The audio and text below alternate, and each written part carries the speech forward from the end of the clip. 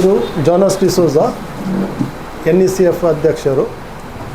So NECF ಇಲ್ಲಿ ಬಂದು ಸೇರಿದ ಎಲ್ಲ ಮಾಧ್ಯಮ ಮಿತ್ರರಿಗೆ ಮತ್ತು ಪತ್ರಿಕಾ ಒಳಗದ ಮಿತ್ರರಿಗೆ NECF ವತಿಯಿಂದ ನಾನು ಸ್ವಾಗತ ಕೋರುತ್ತೇನೆ.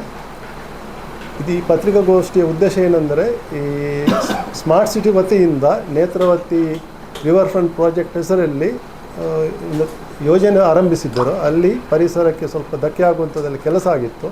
ಆ ಬಗ್ಗೆ ನಾವು ಆಕ್ಷೇಪಣೆ ಎತ್ತಿ NGTಗೆ ಕೇಸ್ ಹಾಕಿದ್ದೆವು ಅವರ ಮೇಲೆ. ಆ ಕೇಸಿನಲ್ಲಿ ಜಡ್ಜ್ಮೆಂಟ್ ಬಂದಿದೆ. ಸೊ ಅದನ್ನು ಮಾಧ್ಯಮಗಳಿಗೆ ತಿಳಿಸುವ ಬಗ್ಗೆ ಈ ಪತ್ರಿಕಾಗೋಷ್ಠಿ ಕರೆದಿದ್ದೇವೆ. ಸೊ ಇದಕ್ಕೆ ಸಂಬಂಧಪಟ್ಟ ಹೆಚ್ಚಿನ ಎಲ್ಲ ವಿವರಣೆಗಳನ್ನು ನಮ್ಮ ಗೌರವ ಕಾರ್ಯದರ್ಶಿಯಾದ ಶಶಿಧರ್ ಶೆಟ್ಟಿ ಮತ್ತು ಸದಸ್ಯರಾದ ಬೆನೆಡಿಕ್ಟ್ ಫರ್ನಾಂಡಿಸ್ನವರು ನಿಮಗೆ ವಿವರವಾಗಿ ತಿಳಿಸ್ತಾರೆ. ಬೋಳಾರ್ ಸೀಫೇಸ್ನಲ್ಲಿ ಮಾಡಿದಂಥ ಏನು ರಿವರ್ ಫ್ರಂಟ್ ಪ್ರಾಜೆಕ್ಟ್ ಸುಮಾರು 70 ಕೋಟಿ ರೂಪಾಯಿ ಬಜೆಟ್ ಹಾಕ್ಕೊಂಡು ಪ್ರಾರಂಭ ಮಾಡಿರುವಂಥ ಸ್ಮಾರ್ಟ್ ಸಿಟಿ ಯೋಜನೆ ಈಗಾಗಲೇ ಮಂಗಳೂರಿನಲ್ಲಿ ಬಂದಂಥ ಏನು ಸ್ಮಾರ್ಟ್ ಸಿಟಿಯ ಯೋಜನೆ ಹಣ ಅದನ್ನು ಮಂಗಳೂರು ಜ್ವಲಂತವಾಗಿ ಅನುಭವಿಸ್ತಕ್ಕಂಥ ಹಲವಾರು ಸಮಸ್ಯೆಗಳಿವೆ.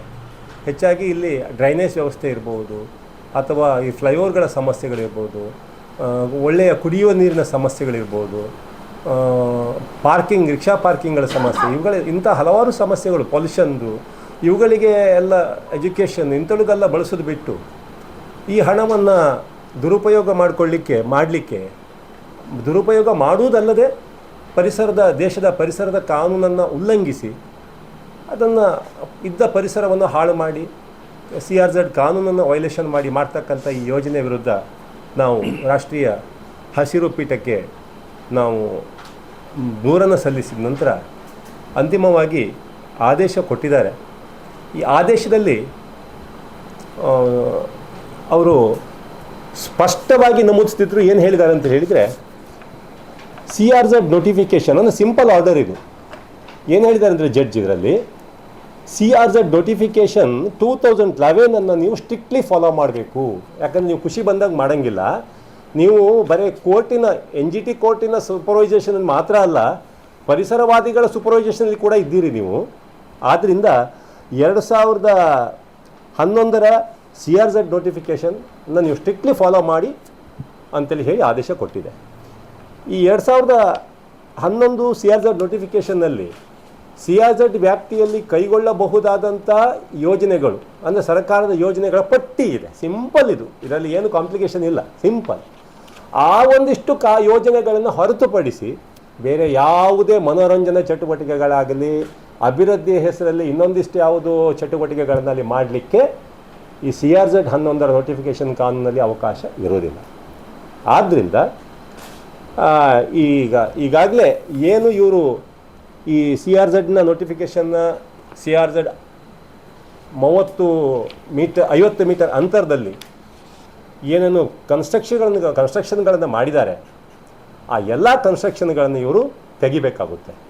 ಇವರು ಮಾಡಿರುವಂಥ ಎಲ್ಲ ನಾವು ಅಲ್ಲಿ ಕೋರ್ಟಿಗೆ ಇವರು ಕ್ಲೇಮ್ ಮಾಡಿರೋದು, ನಾವು ರಿವರ್ಸ್ ಸೈಡ್ ಮಾಡಿದ್ದಲ್ಲ, ಲ್ಯಾಂಡ್ವಾರ್ಡ್ ಸೈಡ್ ಮಾಡಿದ್ದು ಅಂತೇಳಿ ಮಿಸ್ಗೈಡ್ ಮಾಡಲಿಕ್ಕೆಲ್ಲ ಪ್ರಯತ್ನ ಮಾಡಿದರು.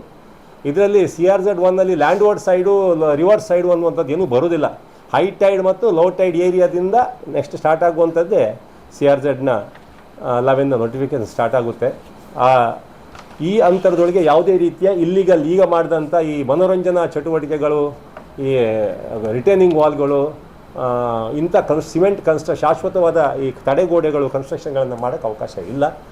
ಆದ್ದರಿಂದ ಈ NGTಯ ಮೊನ್ನೆ 24ರ ಆರ್ಡರ್ ಪ್ರಕಾರ ಏನಿದೆ, CRZ ನೋಟಿಫಿಕೇಷನ್ 2011 ನೋಟಿಫಿಕೇಷನ್ ಪ್ರಕಾರ ಏನು ಆದೇಶ ಕೊಟ್ಟಿದೆ, ಆ ಆದೇಶದ ಪ್ರಕಾರ ಕೂಡಲೇ 15 ದಿವಸಗಳ ಒಳಗೆ ಇವರು ಏನೇನು ನಿರ್ಮಾಣ ಮಾಡಿದ್ದಾರೆ ಆ ನಿರ್ಮಾಣ ಮಾಡಿರೋದನ್ನೆಲ್ಲ ಇವರು ತೆರವು ಮಾಡಿ ಮೊದಲಿನ ಸ್ಥಿತಿಗೆ, ಏನು ಮೊದಲು ಬ್ಯಾಂಗ್ಳೂರುಗಳನ್ನೆಲ್ಲ ನಾಶ ಮಾಡೋದಕ್ಕಿಂತ ಮೊದಲು ಯಾವ ರೀತಿ ಇತ್ತು ಆ ಹೊಳೆದಂಡೆ, ಆ ರೀತಿಯ ಮೊದಲ ಶಾಶ್ವತವಾದಂಥ ಸ್ಥಿತಿಗೆ ನಮ್ಮ ಯಾರು ಡಿಫೆಂಡೆಂಟ್ಗಳಿದ್ದಾರೆ ಅವ್ರನ್ನೆಲ್ಲ ಪಾರ್ಟಿ ಮಾಡಿ ನೋಟಿಸ್ ಕೊಟ್ಟಿದ್ದೀವಿ. 15 ದಿನದೊಳಗೆ ನೀವು ರಿಜಿಸ್ಟ್ರೇಷನ್ ಮಾಡಬೇಕಂತೇಳಿ ಹೇಳಿ ಇನ್ನು ಕೂಡಲೇ ಅವರು ಅದನ್ನು NGT ಆದೇಶವನ್ನು ಅವರು ಜಾರಿಗೊಳಿಸಬೇಕು.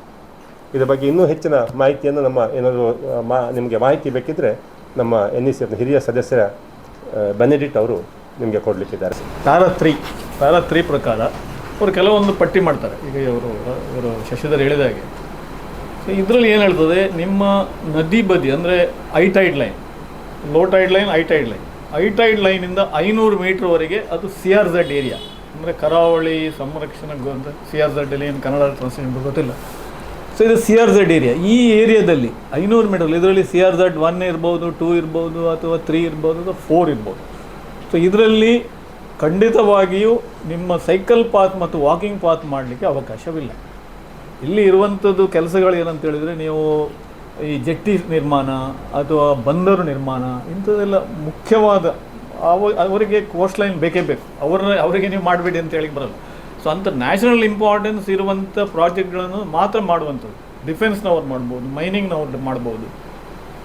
ಬಟ್ ಇದು ನಮ್ಮಲ್ಲಿ ಈಗ ಇವರು ಸೈಕಲ್ ಪಾತ್ ಮತ್ತು ವಾಕಿಂಗ್ ಪಾತ್ಗೆ ಸುಮಾರು 68 ಕೋಟಿ ಏನೋ ಎಸ್ಟಿಮೇಟ್ ಮಾಡಿ ಆ ಕಂಪ್ಲೀಟಲ್ಲಿ ಅದರದ್ದು ನದಿ ಬದಿ ಮೊದಲು ಮೈಗ್ರೇಟರಿ ಬರ್ಡ್ಸ್ ಬರ್ತಾಯಿತ್ತು. ಇವತ್ತು ಆ ಬರ್ಡ್ಸ್ ಬರ್ತಾ ಇಲ್ಲ, ಪಕ್ಷಿಗಳು ಬರ್ತಾ ಇಲ್ಲ. ಸೊ ಇಷ್ಟು ಅವರಲ್ಲಿ ನಾಶ ಮಾಡಿಬಿಟ್ಟಿದ್ದಾರೆ. ಇವರಿಗೆ ಸೈಕಲ್ ಪಾತ್ ಮತ್ತು ವಾಕಿಂಗ್ ಪಾತ್ ಮಾಡೋದ್ರಲ್ಲಿ ನೆಹರು ಮೈದಾನಲ್ಲಿ ಒಂದು ಸರ್ಕಲ್ ಹೊಡೆದು ಅದರಲ್ಲಿ ಒಂದು 5-10 ಲಕ್ಷದಲ್ಲಿ ಒಳ್ಳೆಯ ಸೈಕಲ್ ಪಾತ್, ವಾಕಿಂಗ್ ಪಾತ್ ಖಂಡಿತವಾಗಿ ಅದರೊಳಗೆ ಮಾಡ್ಬೋದು. ಸೊ ಇದು ಯಾಕೆ ಇವರು ಇಂಥ ಕೆಲಸಕ್ಕೆಲ್ಲ ಕೈ ಹಾಕಿ ಈ ರೀತಿ ಪ್ರಕೃತಿಯನ್ನು ನಾಶ ಮಾಡ್ತಾರೆ, ಇದು ಭಾಳ ದುಃಖದ ವಿಷಯ. ಸೊ ಈಗ ಇವತ್ತಿಗೂ ನೋಡಿ, ನದಿ ಬದಿ ಮಾತ್ರ ಅಲ್ಲ, ನದಿಯನ್ನು ಎನ್ಕರೇಜ್ ಕೂಡ ಮಾಡ್ತಾರೆ. ಅದು ಕ್ಲಿಯರಾಗಿ ಇದರಲ್ಲಿ ಹೇಳಿದೆ ಅವ್ರು ತೆಗೆದಿದ್ದಾರೆ ಅಂತ. ಇವತ್ತಿಗೂ ಅವ್ರು ತೆಗೀಲಿಲ್ಲ, ಅದೇ ಇದಲ್ಲ, ಇವತ್ತಿಗೂ ತೆಗೀಲಿಲ್ಲ. It is a continuing offence. So ಈ ರೀತಿ ಇದು ಪರಿಸ್ಥಿತಿ ಇದೆ. ಸೊ ಇದು ಭಾಳ ಸಿಂಪಲ್ ಇದೆ. ಕೋರ್ಟ್ ಆರ್ಡರ್ ಅಂತ ಕ್ಲೀನಾಗಿ ಹೇಳ್ತದೆ, 2006 ನೋಟಿಫಿಕೇಶನ್ ಫಾಲೋ ಮಾಡಿ ಅಂತ ಹೇಳ್ತಾ ಇದೆ. ಅಲ್ಲಿ ಈಗ ಅವ್ರು ಆ್ಯಕ್ಚುಲಿ 2.1 ಕಿಲೋಮೀಟ್ರ್ ಅವ್ರದ್ದು ಉದ್ದೇಶ ಇತ್ತು. ಈಗ ಒಂದು 600 ಮೀಟ್ರ್ ಇದು ಒಂದು ಸೈಕಲ್ ಪಾತ್ ಈಗ ಹೋಗಿದೆ. ಈಗ ಬರೀ ವಾಕಿಂಗ್ ಪಾತ್ ಅಂತ ಹೇಳ್ತಾ ಇದ್ದಾರೆ. ಒಂದು ಟಿಕೆಟ್ ಕೌಂಟರ್ ಒಂದು ಬಿಲ್ಡಿಂಗ್ ಕಟ್ಟಿದ್ದಾರೆ, ಮತ್ತೊಂದು ನಿಮ್ಮ ಈ ಒಂದು ಎಂತ ಹೇಳ್ತಾರೆ ಅದಕ್ಕೆ ಕಕ್ಕಸ್ಸು ಮಾಡಿದ್ದಾರೆ, ಒಂದು ಬಿಲ್ಡಿಂಗ್ ಕಟ್ಟಿದ್ದಾರೆ. ಸೊ ಈ ರೀತಿ ಕೆಲವು ಬಿಲ್ಡಿಂಗನ್ನು ಕಟ್ಟಿದ್ದಾರೆ. ಯಾವುದೇ ಕಾರಣಕ್ಕೂ ಈ ಬಿಲ್ಡಿಂಗ್ಗಳನ್ನು ಈಗ ಅವ್ರು ಹೇಳ್ಬೋದು CRZ 2 ಪ್ರಕಾರ ಮಾಡ್ತಾ ಇದ್ದೇವೆ. ಖಂಡಿತವಾಗಿ CRZ 2 ಪ್ರಕಾರ ಮಾಡಲಿಕ್ಕೆ ಬರಲ್ಲ, ಯಾಕಂದರೆ ಅವ್ರು 500 ಮೀಟ್ರ್ ಇದರೊಳಗೆ ಯಾವುದೂ ಇಲ್ಲ ಅಂತ ಹೇಳಿದ್ದಾರೆ. ಆಯಿತು, ಈಗ CRZ 2 ಪ್ರಕಾರ ಮಾಡೋದಾದರೂ ಅಲ್ಲಿ ರಿವರ್ ಸೈಡ್ ಮತ್ತು ಲ್ಯಾಂಡ್ವರ್ಡ್ ಸೈಡ್ ಅಂತ ಇವರಿಗೆ ಒಂದು ಕ್ಲಿಯರೆನ್ಸ್ ಕೊಡ್ತಾರೆ. ಯಾವುದು Karnataka coastal zone management authority ಇವರಿಗೆ ನೀವು ಕೆಲಸ ಮಾಡಿ ಅಂತ ಒಂದು ಕ್ಲಿಯರೆನ್ಸ್ ಇಟ್ಟು ಕೊಡ್ತಾರೆ, CRZ ಕ್ಲಿಯರೆನ್ಸ್. ಅದರಲ್ಲಿ ಕಂಡೀಷನ್ ಹಾಕಿದೆ, ನೀವು ಪರ್ಮನೆಂಟ್ ಬಿಲ್ಡಿಂಗ್ಗಳನ್ನು ಯಾವುದು ಮಾಡಲಿಕ್ಕಿಲ್ಲ. ಪರ್ಮನೆಂಟ್ ಬಿಲ್ಡಿಂಗ್ ಅಂದರೆ ಇವರು ಕಾಂಕ್ರೀಟ್ ಯೂಸ್ ಮಾಡೋದು, ಕಬ್ಬಿನ ಯೂಸ್ ಮಾಡಿ ಬಿಲ್ಡಿಂಗ್ ಕಟ್ಟಿದ್ದಾರೆ. ಈಗ ಇವರು ಏನು ಹೇಳೋದು ಅಂತ ಹೇಳಿದ್ರೆ, ನಾವು ಟೆಂಪರರಿ ಕಟ್ಟಿದ್ದೇವೆ ಅಂತ. ಟೆಂಪರರಿ ಕಟ್ಟಲಿಕ್ಕೆ ಏನು ಸ್ವಾಮಿ, ನೀವು ಇಷ್ಟೊಂದು ಖರ್ಚು ಮಾಡಿ ಅದು ಟೆಂಪರರಿ ಹೇಗೆ ಆಗೋದು? ಟೆಂಪರರಿ ಅಂತ ಹೇಳಿದರೆ, ಈಗ ಫಾರ್ ಎಕ್ಸಾಂಪಲ್ ಸರ್ಕಸ್ ಬರುತ್ತೆ, ಅದು ಟೆಂಪರರಿ. ಅವರು ಒಂದು ಟೆಂಟ್ ಕಟ್ತಾರೆ, ಅದು ಬೋಲ್ಟ್ ನಟ್ ಇರ್ತದೆ, ಎತ್ಕೊಂಡು ಹೋಗ್ಬೋದು. ಇಲ್ಲಿ ಟೆಂಪರರಿ ಎಂಬುದು ವಿಷಯ ಇಲ್ಲ. ಇಲ್ಲಿ ಅವರೇನು ಅದನ್ನು ತೆಗೆದು ಇನ್ನೊಂದು ಕಡೆ ಶಿಫ್ಟ್ ಮಾಡೋದು, ಯಾಕೆ ಅಲ್ಲಿ ಎಲ್ಲಿಗೆ ಶಿಫ್ಟ್ ಮಾಡೋದು, ಎಂತ ಶಿಫ್ಟ್ ಮಾಡ್ತಾ ಇದ್ದಾರೆ? ಸೊ ಟೆಂಪರರಿ ಆ ವಿಷಯದಲ್ಲಿ. ಮತ್ತು ಅವರು ಹೇಳಿದ ಕರೆಕ್ಟೇ ಇದೆ, ಟೆಂಪರರಿ ಅಂದರೆ ಅದು ಖಂಡಿತವಾಗಿ ಶಾಶ್ವತ ಅಲ್ಲ, ಯಾಕಂದರೆ ಅದು ಬೀಳ್ತದೆ ಅಂತೇಳಿ. ಅವತ್ತೀಗ ಆಗಲೇ ಅಲ್ಲಿ ನದಿ ಬದಿಗೆ ದಂಡೆ ಕಟ್ಟಿದ್ದು ಬಿದ್ದಿದೆ. ಸೊ ಆ ರೀತಿಯಲ್ಲಿ ಅವರು ಹೇಳಿದ್ದು ಕರೆಕ್ಟೇ, ಟೆಂಪರರಿ, ಅದು ಉಳಿಯೋದಿಲ್ಲ ಅಂತ ಹೇಳುವಂಥದ್ದು. ಸೊ ಇದೊಂದು ವಿಷಯ. ಸೊ ಈ ರೀತಿ ಆ ಕಂಡೀಷನ್ಸ್ ಏನಿದೆ ಅದನ್ನು ವೈಲೇಟ್ ಮಾಡಿದ್ದಾರೆ. ಈಗ ನಾವು ಇನ್ನು ಇವರಿಗೆ KCZMಗೆ ಬರೆದು ಬಿಟ್ಟು ಕರ್ನಾಟಕ ಕೋಸ್ಟಲ್ ಝೋನ್ ಮ್ಯಾನೇಜ್ಮೆಂಟ್ನವ್ರಿಗೆ ಒಂದು ಪತ್ರ ಬರೀತೇವೆ, ಇಮಿಡಿಯೇಟ್ಲಿ ಆ CRZ ಕ್ಲಿಯರೆನ್ಸ್ ಏನು ಕೊಟ್ಟಿದ್ದಾರೆ ಅದನ್ನು ಕ್ಯಾನ್ಸಲ್ ಮಾಡಬೇಕಂತ ಕೂಡ ನಾವು ಪತ್ರ ಬರೀತೇವೆ. ಸದ್ಯಕ್ಕೆ 15 ದಿವಸದಲ್ಲಿ ತೆಗೀಲಿಕ್ಕೆ ಸಾಧ್ಯ ಅಂದರೆ ಅವರು ಫೈಟ್ ಮಾಡ್ಬೋದು ಅದರ ವಿಷಯದಲ್ಲಿ. ಈಗ ಅವರೇನೋ ಅಷ್ಟು ಸುಲಭದಲ್ಲಿ ಹೋಗಿ ನಾವು ಹೇಳಿದಂಥವ್ರು ತೆಗೆಯುವುದಿಲ್ಲ. ಅವರು ಕೋರ್ಟಿಗೆ ಪಿಟಿಷನ್ ಹಾಕ್ತಾರೆ, ಎಲ್ಲ ಮಾಡ್ತಾರೆ. ಇದರ ನೆಕ್ಸ್ಟ್ ಸ್ಟೇಜ್ ಎಕ್ಸಿಕ್ಯೂಷನ್ ಪಿಟಿಷನ್ ಅಂತೇಳಿ. ಎಕ್ಸಿಕ್ಯೂಷನ್ ಪಿಟಿಷನ್ ಅಂತ ಒಂದು ಸಪ್ರೇಟ್ ಕೇಸ್ ಫೈಲ್ ಮಾಡಬೇಕಾಗುತ್ತೆ. ಅದರೊಳಗೆ ನಾವು ಹೇಳ್ತೇವೆ, ಸ್ವಾಮಿ ನಾವು ಈ ರೀತಿ ನೋಟಿಸ್ ಕೊಟ್ಟಿದ್ದೇವೆ, ಇವರು 15 ದಿನ ಕೊಟ್ಟಿದ್ದೆವು, ಇದುವರೆಗೆ ಏನು ಅವರು ಏನೂ ಆ್ಯಕ್ಷನ್ ತಗೊಳ್ಳಿಲ್ಲ. ಆಗ ಅವರು ಕೌಂಟರ್ ಮಾಡ್ತಾರೆ. ಅವರು ಹೇಳ್ಬೋದು, ಇಲ್ಲ ನಮಗೆ KCZM ಕ್ಲಿಯರೆನ್ಸ್ ಇತ್ತು, ಅದಕ್ಕೆ ನಾವು ಮಾಡಿದ್ದೇವೆ ಅಂತೇಳಿ. ಅದು ಮಾಡಿದರೂ ಕೂಡ ಮತ್ತು ಇನ್ನೊಂದಿದೆ ಅದರಲ್ಲಿ. ಇದರ ನಂತರ ಇನ್ನೊಂದು 2019 ನೋಟಿಫಿಕೇಷನ್ ಅಂತ ಇದೆ. ಅದರಲ್ಲಿ ವಾಕಿಂಗ್ ಪಾತ್ ಮಾಡ್ಬೋದು.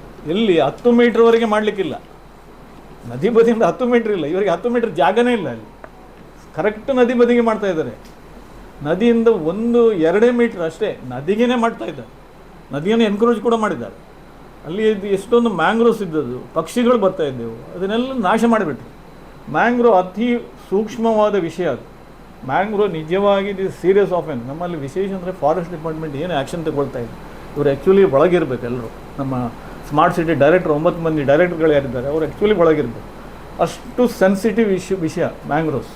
ವಿದೌಟ್ ಪರ್ಮಿಷನ್, ವಿದೌಟ್ ಕ್ಲಿಯರ್ ಇದಿಲ್ಲದೆ ನೀವು ಅದನ್ನು ತೆಗಿಲಿಕ್ಕಿಲ್ಲ. ಅಷ್ಟೊಂದು ಮ್ಯಾಂಗ್ರೋವ್ಸ್ ಇದ್ದವು, ಅಲ್ಲಿ ಮೈಗ್ರೇಟರಿ ಬರ್ಡ್ಸ್ ಇದ್ದವು. ಈಗ ಮ್ಯಾಂಗ್ರೋವ್ಸ್ ಯಾಕೆ ಮುಖ್ಯ ಅಂತ ಹೇಳಿದ್ರೆ, ಮ್ಯಾಂಗ್ರೋವ್ ಅಲ್ಲಿ ಇದ್ದಲ್ಲಿ ನಿಮಗೆ ಮೀನು ಮೊಟ್ಟೆ ಇಡ್ತದೆ, ಮೀನಿನ ಮನೆ ಅದು. ನಮ್ಮ ಮನೆ ಹೇಗೆ ಇರ್ತದೆ ನಾವು ಕಾಪಾಡಲಿಕ್ಕೆ ಪ್ರಯತ್ನ ಮಾಡ್ತೇವೆ, ಅದೇ ರೀತಿ ಮ್ಯಾಂಗ್ರೋವ್ ಅದರದ್ದು ಮನೆ, ಅದನ್ನು ಇವರು ನಾಶ ಮಾಡ್ತಾಯಿದ್ದಾರೆ.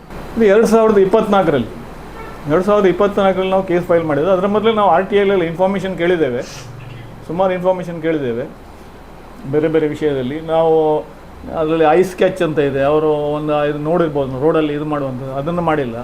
ಇವರು ಯಾವುದೋ ಒಂದು ಸ್ಯಾಟಲೈಟ್ ಮ್ಯಾಪನ್ನು ಇಟ್ಟು ಆ ಪ್ರಾಜೆಕ್ಟನ್ನು ಇಟ್ಟುಬಿಟ್ಟಿದ್ದಾರೆ. ಅಲ್ಲಿ ನೋಡಿ, ಅಲ್ಲಿ ಅಷ್ಟೊಂದು ಮಂದಿ ಜನರಿದ್ದಾರೆ, ಅವ್ರದ್ದೆಲ್ಲ ಅವರಿಗೆ ಮೀಟಿಂಗ್ ಕರೆದು ಅವ್ರ ಹತ್ರ ಇದು ನಮ್ಮ ಕಾನೂನು ಪ್ರಕರಣ ಇರುವಂಥದ್ದು, ಅವರಿಗೆ ಕರೆಸಿಬಿಟ್ಟು ಒಂದು ಮೀಟಿಂಗ್ ಮಾಡಬೇಕು. ಇದನ್ನು ಮಾಡಿಲ್ಲ, ಪ್ರಿಲಿಮಿನರಿ ಥಿಂಗ್ಸೇ ಮಾಡಿಲ್ಲ, ಸರ್ವೆ ಮಾಡಿಲ್ಲ. ಮತ್ತು ಇವರು ಹೇಳ್ತಾರೆ ಪೋರ್ಟ್ ಏರಿಯಾ ಅಂತ. ಪೋರ್ಟ್ ಏರಿಯಾ ಅದು ಖಂಡಿತ ಪೋರ್ಟ್ ಏರಿಯಾ ಇಲ್ಲ. ಪೋರ್ಟ್ ಏರಿಯಾ ಪೋರ್ಟಿನ ಒಳಗೆ ಅವ್ರದ್ದು ಏನು ಮೈನರ್ ಪೋರ್ಟ್ ಇದೆ, ಸೊ ನಮ್ಮ ಓಲ್ಡ್ ಬ್ಯಾಂಗ್ಳೂರ್ ಪೋರ್ಟ್, ಸೊ ಅದು ಪೋರ್ಟ್ ಏರಿಯಾ.